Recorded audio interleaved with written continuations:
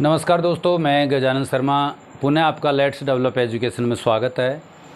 Last point हमारा था is am are to has have to का प्रयोग। इज एम आर टू का प्रेजेंट टेंस में वर्तमान काल में यदि हिंदी वाक्यों के अंत में ना है, नी है, ने है आदि शब्द आए तो उस जगह हम उसका प्रयोग इज एम आर टू का प्रयोग कर दें अकॉर्डिंग टू सब्जेक्ट। यदि सब्जेक्ट प्लूरल है तो वर का प्रयोग करेंगे, यदि सिंगुलर है तो इज का प्रयोग करेंगे, आई है तो एम का प्रयोग करेंगे। और मैंने सेंटेंस बना करके आपको दिखाया। दूसरा था हैज हैव का प्रयोग।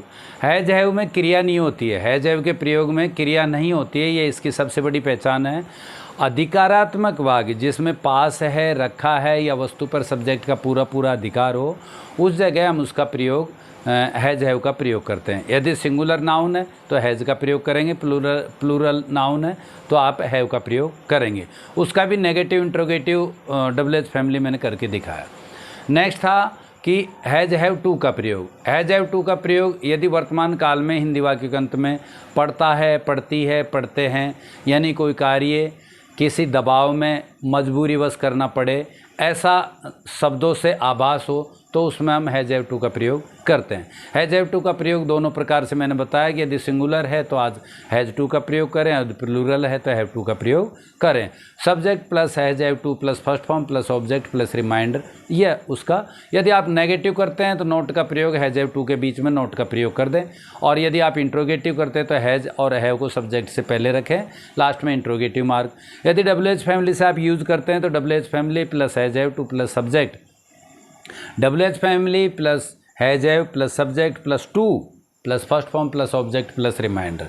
और यदि इस जगह भी आप नेगेटिव करना चाहते हैं तो W H family has have subject not to plus first form plus object reminder plus first interrogative marks.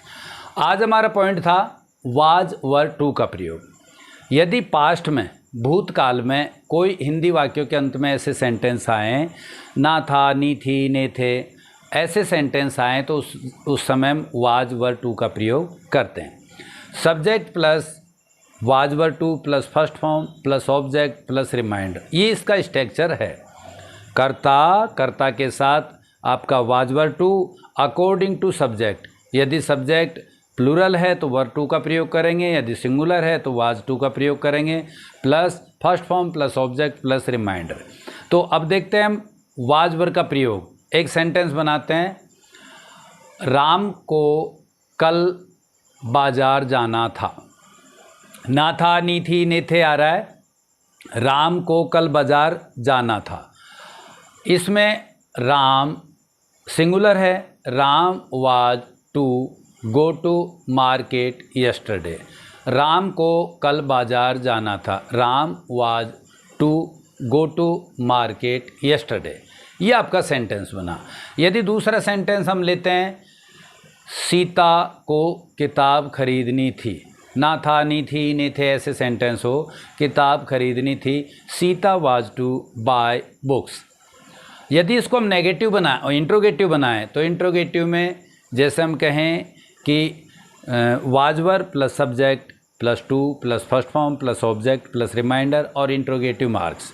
एक सेंटेंस लेते हैं, क्या सुरेश को एक गाना गाना था।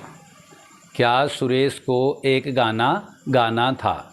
इसमें वाज वर का प्रयोग करेंगे, सिंगुलर है सुरेश तो was Suresh sing a song. अब वाज वर टू का प्रयोग करेंगे आप, was Suresh to sing a song. Suresh को एक गाना गाना था। नेक्स्ट है, जैसे हम यदि आप इसको इंट्रोगेटिव करें, इंट्रोगेटिव में भी आप डब्ल्यू एच फैमिली का प्रयोग करें, कौन, कहाँ, कब, कैसे, यदि ऐसा हिंदी वाक्य में आए तो आप सबसे पहले उसका प्रयोग करेंगे। जैसे एक सेंटेंस हम लेते हैं, ममता को अस्पताल कब जाना था। ममता को अस्पताल कब जाना था। अब ममता को कब आया, वहन का प्रयोग आप डबल एज फैमिली का प्रयोग कब, कहाँ, क्यों, कैसे, तो सबसे पहले देखिए कब, तो कब का प्रयोग करेंगे वैन इज वाज वर का प्रयोग करेंगे, when was Mamta to go to hospital. Mamta को अस्पताल कब जाना था, when was Mamta to go to hospital, ये आपका, और इंट्रोगेटिव मार्क्स आप लास्ट में लगाएंगे। यदि आप नेगेटिव बनाते हैं तो subject plus was were not to plus first form plus object plus reminder. Not का प्रयोग आप वाज वर टू के बीच में करेंगे। तो ये आपका सेंटेंस हुआ। नेक्स्ट हमारा इसी में है हैड का प्रयोग। यदि पास्ट में कोई ऐसा सेंटेंस हो हिंदी वाक्यों में जिसमें पास है, रखा है, या वस्तु पर कर्ता का पूरा पूरा अधिकार है, उस जगह हम हैड का प्रयोग करते हैं। और भूतकाल की बात हो, subject plus had plus object plus reminder. इसमें ये ध्यान रखें कि हैज हैव की तरह ही हैड का प्रयोग होता है, इसमें वर्ब नहीं होती है, क्रिया नहीं होती है। आए एक सेंटेंस बनाते हैं। मुकेश के पास 2 मकान थे। मुकेश के पास, अब देखिए क्रिया नहीं है इसमें। मुकेश के पास 2 मकान थे। Mukesh had 2 house. Mukesh had 2 houses, 2 मकान थे। अब यदि इसको इंट्रोगेटिव आप करना चाहते हैं तो हैड का प्रयोग सब्जेक्ट से पहले कर देंगे। क्या बबीता के 3 बहनें थी? Had Babita 3 sisters. Had Babita 3, subject के बाद हैड आना था, लेकिन यहाँ सिंपल इंट्रोगेटिव है तो हैड का प्रयोग सब्जेक्ट से पहले करेंगे। Had Babita 3 sisters, interrogative marks last में लगाएंगे। यदि इसमें भी ही ऐसा कोई WH फैमिली का प्रयोग होता है तो आप उसमें भी WH फैमिली का प्रयोग, WH family plus had plus subject plus object plus reminder interrogative marks. जैसे हम एक सेंटेंस बनाएं, मेरे पास आज 100 रुपये थे। मेरे पास आज 100 रुपये थे। अब देखिए मैंने कहा कि पास थे, रखा था, रखे थे। अब मैं इसको ये भी कह सकता हूँ मेरे पास आज 100 रुपये रखे थे। तो उस जगह I had 100 rupees today. I had 100 rupees today. तो ये आपका हैड का प्रयोग हुआ। नेक्स्ट हम देखते हैं हैड टू का प्रयोग। हैड टू का प्रयोग जो भूतकाल की बात हो, भूतकाल में पढ़ता था, पढ़ती थी, पढ़ते थे, वही दबाव में हो या ऐसे शब्दों से मालूम हो कि उसके ऊपर प्रेशर है, ऐसे सेंटेंसों में और भूतकाल की बता रहा हो तो उस जगह हम पढ़ता था, पढ़ती थी, पढ़ते थे ऐसे आए तो हैड टू का प्रयोग हम करेंगे। Subject plus had to plus first form plus object plus reminder. Had का प्रयोग, केवल हैड का प्रयोग किया, उसमें वर्ब नहीं होती है, और हैड टू का प्रयोग करेंगे उसमें क्रिया की फर्स्ट फॉर्म आएगी।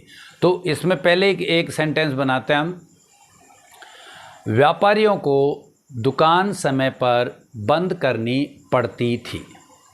व्यापारियों को दुकान समय पर बंद करनी पड़ती थी।